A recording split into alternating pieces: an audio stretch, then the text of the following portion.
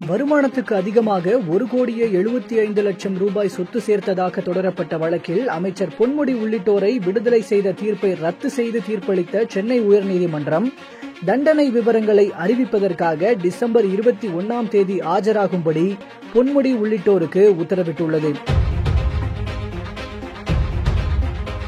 கடந்த 2006 முதல் 2011ஆம் ஆண்டு வரையிலான திமுக ஆட்சியில் உயர்கல்வித்துறை அமைச்சராக பதவி வகித்த போது வருமானத்திற்கு அதிகமாக 1,75,00,000 ரூபாய் சொத்து சேர்த்ததாக அமைச்சர் பொன்முடி மற்றும் அவருடைய மனைவி விசாலாட்சி ஆகியோருக்கு எதிராக 2011ஆம் ஆண்டு விழுப்புரம் மாவட்ட லஞ்ச ஒழிப்புத்துறை வழக்கு பதிவு செய்தது.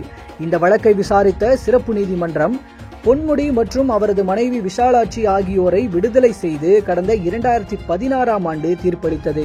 இந்த தீர்ப்பை எதிர்த்து லஞ்ச ஒழிப்புத்துறை போலீசார் மேல்முறையீடு செய்திருந்தனர். இந்த மேல்முறையீட்டு வழக்கை நீதிபதி ஜெயச்சந்திரன் விசாரித்தார். குறிப்பிட்ட காலகட்டத்தில் பொன்முடி வருமானத்துக்கு அதிகமாக சொத்துக்கள் சேர்த்ததாக கூறப்படும் குற்றச்சாட்டுகளுக்கு எந்த ஆதாரங்களும் இல்லை எனவும் வாதிடப்பட்டது.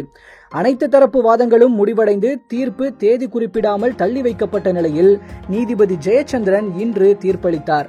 குற்றம் சாட்டப்பட்டவர்களின் வருமான வரி கணக்கு அடிப்படையில் வழக்கிலிருந்து விடுதலை செய்து சிறப்பு நீதிமன்றம் தீர்ப்பளித்தது தவறு எனவும் 64.90% வருமானத்திற்கு அதிகமாக சொத்து சேர்த்தது நிரூபணமாகியுள்ளது எனவும் லஞ்ச ஒழிப்புத்துறை தரப்பில் தாக்கல் செய்யப்பட்ட ஆதாரங்களை கணக்கில் கொள்ளாமல் விடுதலை செய்துள்ளதாக கூறி பொன்முடி அவரது மனைவியை விடுதலை செய்த தீர்ப்பை ரத்து செய்து தீர்ப்பளித்தார்.